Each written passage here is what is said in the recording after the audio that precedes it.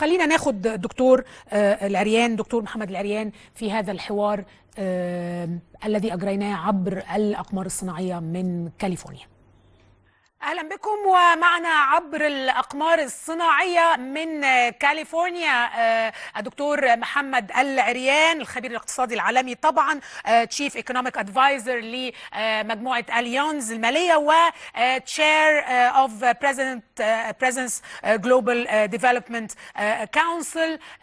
دكتور عريان، يعني هنجري هذا الحوار باللغة الإنجليزية، لكن أنا هحاول أترجم أسئلتي بس بالعربية، والترجمة طبعا لكلام الدكتور عريان هتكون بسبتايتلز على الشاشة.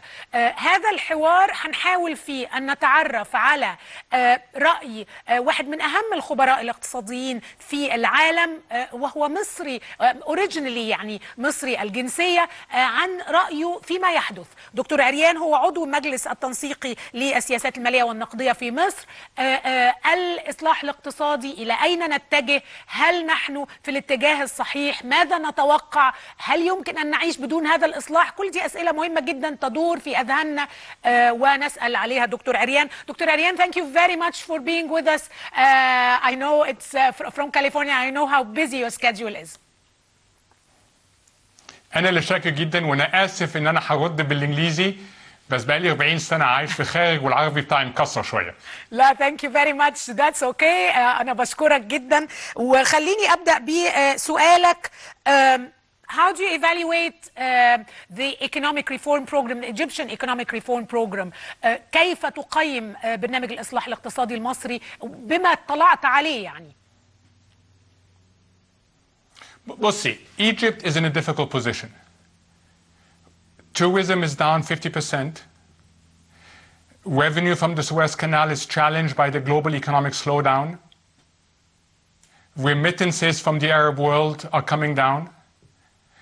And all this is compounding many years of low growth. So the situation is not an easy one. It requires that Egypt reform its economy. And what's being put forward has 4 very important elements. First, pro-growth structural reforms to make sure that the economy can grow faster. Second, protecting the most vulnerable segment of the population. Third, trying to reduce our big deficits on the balance of payments and on the budget. And finally, securing financing from the rest of the world to facilitate the adjustment. I think that is the right focus. And as the president said, it's tough, but it's necessary. That's my second question. How necessary is this? Can we live without it? يعني الناس بتسأل هل نستطيع ان احنا نكمل بدون هذا برنامج الإصلاح الاقتصادي؟ لأن هذا برنامج قد يتسبب في آلام، يعني ده هيؤدي إلى ارتفاع الأسعار، إلى موجة تضخمية. الناس ممكن تسأل طب واحنا ليه لازم يكون عندنا economic reform program؟ نقدر نعيش من غير هذا البرنامج يا دكتور ولا لا؟ لا ما نقدرش. أنا ممكن أديك رد كاقتصادي. بقالنا 6 سنين with a budget deficit of more than 10% of GDP, which means our debt is growing too fast. We depend every year on 18 billion of inflows from the rest of the world to cover our import bill. That's too much. I can give you many economic answers, but let me tell you the most important answer. The person in the streets feels economic insecurity. They see that growth isn't fast enough. They see that incomes are stagnating. They see prices go up too quickly. And most important and most correct, they know that our potential is much better than this. The economy can grow much faster if we implement reforms. So these reforms are absolutely necessary, and without them, the situation would be worse. Is this an Egyptian program, or is it imposed on us by the IMF? تعرف ان تجربة الدول مع صندوق النقد الدولي مش دايما كانت تجربة عظيمة. يشعر المواطن في الشارع ان يعني هناك كونديشنز وشروط تملى علينا من صندوق النقد الدولي بغض النظر عما يحدث في الشارع، بغض النظر عن احوالهم هم الشخصية. Is this our own homegrown program or is it imposed to us on us from the IMF من صندوق النقد الدولي؟ بصي أنا فاهم جدا الانسكيورتي دي. أنا اشتغلت 15 سنة في الصندوق and I have seen cases of successful programs and I've seen cases of unsuccessful programs. What is the difference? زي ما حضرتك قلتي أهم حاجة that the program is domestically formulated to take account of the situation on the ground. Second, it is very important to have political commitment to this program because implementation is very important. Third, it's important to have external financing. And fourth, it's very important to protect the most vulnerable segment of the population. Egypt has all these elements in the current program. What's important is to explain it to people, build trust, because our trust with the IMF has been very low, and continuously monitor implementation because mid-course corrections will probably be needed.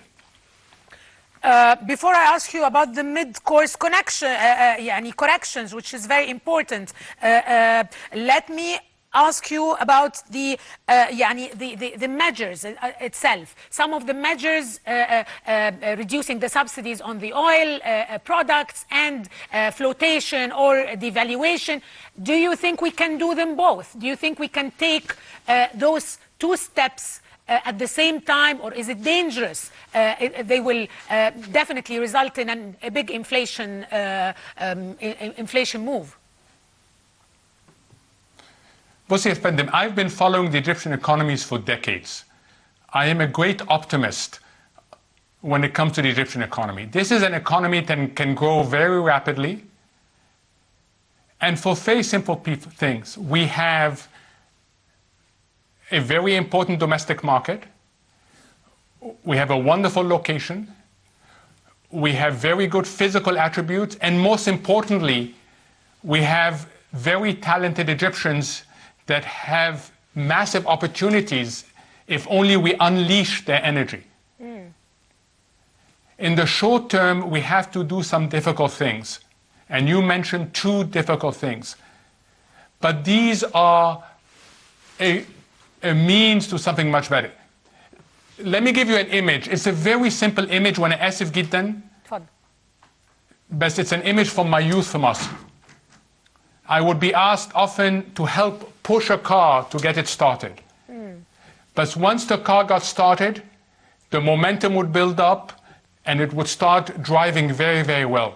This is the history of the Egyptian economy. Once you get it going, it can grow at a high rate, in an inclusive rate, and you can reduce the imbalances because the potential of this economy is so huge. لكن المواطن اللي بيتفرج علينا دلوقتي يا دكتور بيقول هذا كلام اقتصاديين. هل يتحمل المواطن الموجة التضخمية القادمة، ارتفاع الأسعار الناتج عن خفض الدعم على البنزين وأيضا الفلوتيشن أو تعويم الجنيه أو تخفيض قيمته؟ هل المواطن يتحمل كل هذه الإجراءات معا؟ بصي, when I said the four things, I made it very clear that a very important element is the social program. It's the protection of the most vulnerable segments of the society. Part of that protection is to ensure that when we rationalize subsidies, it is to reduce the waste involved in the subsidies, بالذات في البنزين. So I totally understand. Yes, there's a lot of uncertainty. Yes, there's a lot of insecurity. But we cannot continue like this. If we continue like this, we will have a debt problem, a growth problem, and an inflation problem.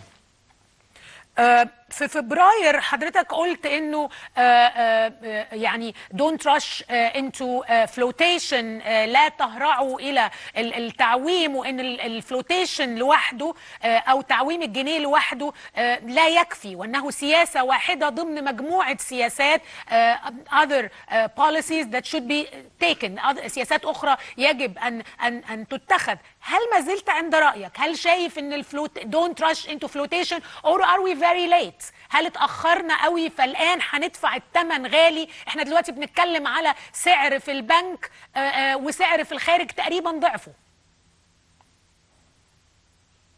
Yes, and that speaks to the importance of moving forward quickly.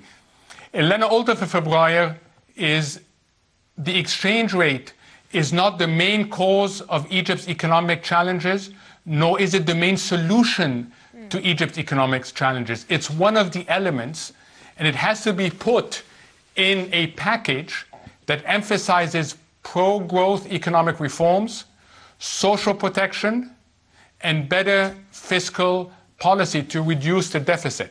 If we do that, then the reform of the currency market will contribute to economic growth. As regards the parallel market right now, let me tell you something else that's very important as an economist. What you see in the parallel market is not the equilibrium exchange rate. It reflects elements of uncertainty, elements of risk, so it's well above where Egypt's equilibrium exchange rate is.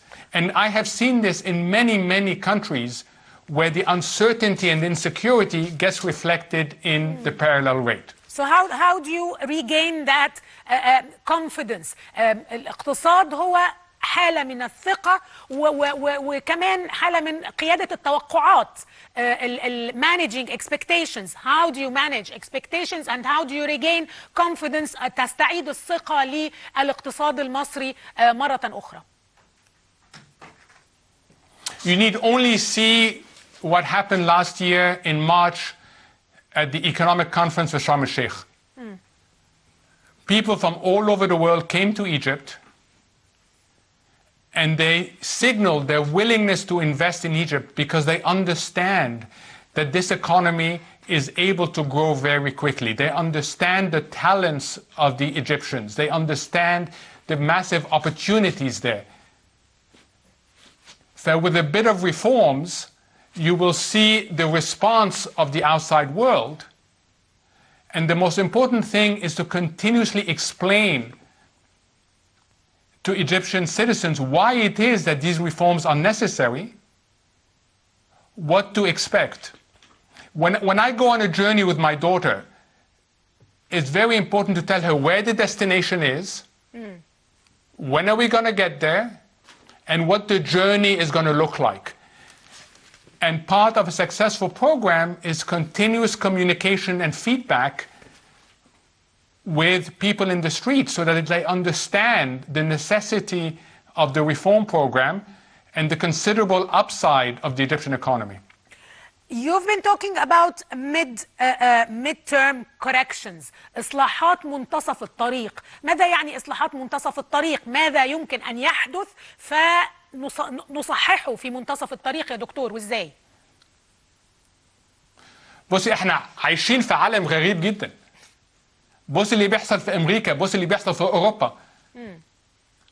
يعني in the United Kingdom, they had just voted to exit the European Union. This was unimaginable a year ago.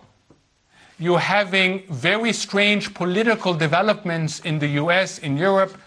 You're having negative interest rates in Japan. Yani, think a little bit. You lend your money and you pay for the privilege of lending money. Why am I telling you all this? Because we are living in a very fluid global economy. It is very difficult to predict the global economy today. And therefore, as part of this global economy, it's very important to be responsive, to be able to adjust to all these things happening. Economic policy making is very dynamic. You have to be able to adjust as you go forward.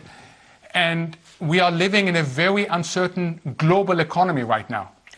But what about our midterm corrections، يعني لما نبدأ في هذا البرنامج ماذا قد يحدث خطأ فيمكن تصليحه ونصلحه ازاي؟ توقعاتك ايه لهذا البرنامج؟ ايه اللي ممكن يحصل صح وازاي ممكن يعني how can we make it go right؟ اللي ممكن يحصل صح إن شاء الله is what I call a positive confidence shock. Right now, a lot of people are holding back, waiting to see what's going to happen. There's uncertainty, that they're becoming more careful. Inshallah, if you get a positive confidence shock, you get more involvement of the Egyptian private sector, you get more involvement of foreign direct investment, and then you start building a momentum that facilitates economic growth, that lowers inflation, that lowers the deficits. These are all things that the economy is capable of. So what can go really well, inshallah, is that you get a very early positive confidence shock. وإيه اللي ممكن يحصل غلط يا دكتور؟ What could go wrong? So what could go wrong is that people feel still very insecure, that they don't understand enough the reforms, and that we delay this positive confidence shock. It's very important to always explain to people why it is that these reforms are necessary. زي ما حضرتك قلتي في الأول, we cannot continue on the current path. And I think people know that. They see what's happening to inflation, and they know that there's a need for economic reforms. And the important thing is just to explain why this program can help achieve a better future, not just for the current generation, but أهم كمان, but for our children and for our grandchildren. Are you for a total flotation ولا managed devaluation؟ هل انت حضرتك مع تعويم كامل للجنيه ولا بتشوف ان هو يكون تعويم مدار، يعني ينزل devaluate ينزل قيمته شوية، يعني يدار هذا التعويم؟ Look, I am not in a position, and I haven't been part of the negotiations to tell you what is better. But what I can tell you is we have to stop obsessing about the exchange rate. We have made the exchange rate as the biggest element. Yeah. When the details of the programs come out, I will be as interested, Yefendim, in the pro-growth structural reforms. That's very important. In the protection of the poor, in the emphasis on the social sectors, health, education. We must view this as a whole package and as a package that unleashes the amazing potential of Egypt and of its people. Private sector is a very important part of all of this. القطاع الخاص جزء مهم جدا من كل هذه العملية الاقتصادية. القطاع الخاص المصري الآن محجم، الآن وارد، لا يتوسع. يعني كيف يمكن استعادة نشاط القطاع الخاص مرة أخرى ليكون هو اللاعب الرئيسي في تحريك النمو وتشغيل الناس؟ My experience tell you that in situations like this, القطاع الخاص follows but does not lead. It follows reforms, it follows greater certainty, it follows better public finances. The government has to take the lead in establishing the environment for the private sector. And if the government does that, then you will see the private sector following higher investment, higher employment. And it's not just a question of القطاع الخاص المصري, but you will also see the private sector outside come in with investments, not debt, investments. It's a situation where the government leads in creating the enabling environment, and then القطاع الخاص follows. But the القطاع الخاص in these situations will not lead, it will follow. Let me take you away from the Egyptian case and ask you about the region, المنطقة العربية. ونحن نشهد تغيرات اقتصادية كثيرة نتيجة طبعا لتغير سعر النفط انخفاضا وارتفاعا. السعودية لأول مرة بتطرح سندات، الإمارات بترفع الدعم عن المحروقات، كذلك دول أخرى. كيف ترى اقتصاديات المنطقة؟ هل نحن في خطر؟ هل هذه المنطقة in a great danger مع تراجع أهمية النفط في الاقتصاد العالمي وظهور بقى النفط الأحفوري وظهور مصادر أخرى للطاقة؟ It's not easy for the Gulf Cooperation Council to have oil revenues come down by half. This is a big adjustment. And what we're seeing, as you said, is a massive adjustment.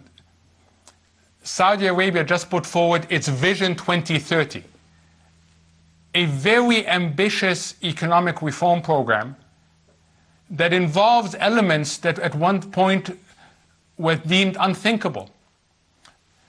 The partial privatization of Aramco, the oil company, taxes on individuals, opening up the country to tourism. These are all elements that at one time were thought to be unlikely.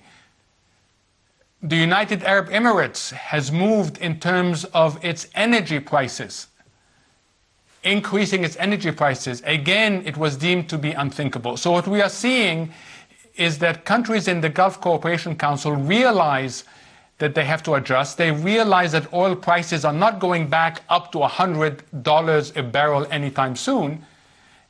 And they are taking, like Egypt, tough but necessary measures.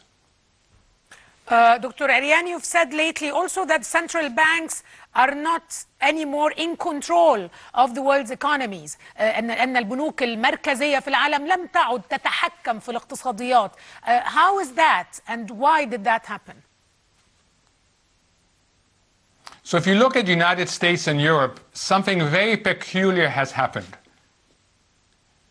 Because growth has been too low for too long, and because the benefits of this growth have gone to a very small segment of the population, citizens have become angry. And their anger has translated into paralyzed politics. In the United States, for example, for the last 6 years, Congress has not approved the budget. And the annual budget is the most basic element of economic governance.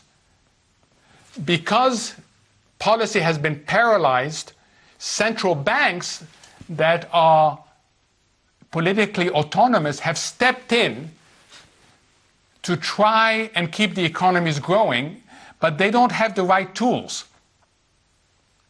For like a doctor who gives you the wrong medication, at some point, the side effects of this medication become a problem. And this is what's happening now in the Western economies. The side effects of relying too much on central banks are being felt. The answer is not for central banks to do nothing. The answer is for governments to complement what central banks are doing with more comprehensive economic reforms. And this is part, Yafendim, of a general global economic malaise that is translating, in the case of the United States and Europe, into very bizarre politics. Dr. Aryan, I want to thank you very much for this chance. And if you want to give the government, the Egyptian government, three advices, what would you advise the government? 3 pieces of advice.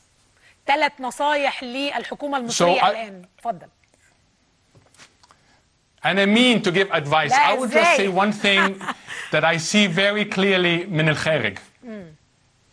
Neither Egypt, its people, nor its government should underestimate the country's and the people's enormous potential. I see how individual Egyptians succeed. They do extremely well when enabled. Don't underestimate this enormous potential of the Egyptian people and of Egypt itself. And what do you tell the people, الناس اللي بتتفرج علينا دلوقتي اللي قلقانة من الايكونوميك ريفورمز؟ What would you tell them؟ بتقول ايه للناس يا دكتور؟ قول لهم أنا فاهم القلق. طبعا في قلق. ده تغيير كبير. But it's necessary. And if we all come in and work together, the upside is enormous for not only us, but for our children and for our grandchildren. We know that we can do better, and we have the basis, inshallah, to realize the upside potential of the country. D.محمد العريان, I'm very happy that we had this chance. We've been trying to have it for a very long time. بس أنا بشكرك شكرا جزيلا على وجودك معنا على هنا العاصمة. رأيك دايما بنقدره، ليس فقط كخبير اقتصادي عالمي ولكن كرجل مصري نعرف أنه يحب هذا البلد، ومهما ابتعدت عنها فأنا عارفة أن أنت يعني مصر بداخلك لها مكانة كبيرة دائما. بشكرك شكرا جزيلا يا دكتور. أنا شاكر ليكي، وده يا فندم ده شرف كبير ليا، وأنا آسف تاني إن أنا رديت بالإنجليزي. أشكرك شكرا جزيلا. شكرا. د.محمد العريان، الخبير الاقتصادي العالمي وعضو مجلس تنسيقي للسياسات النقدية والمالية، كان معنا عبر الأقمار الصناعية من كاليفورنيا.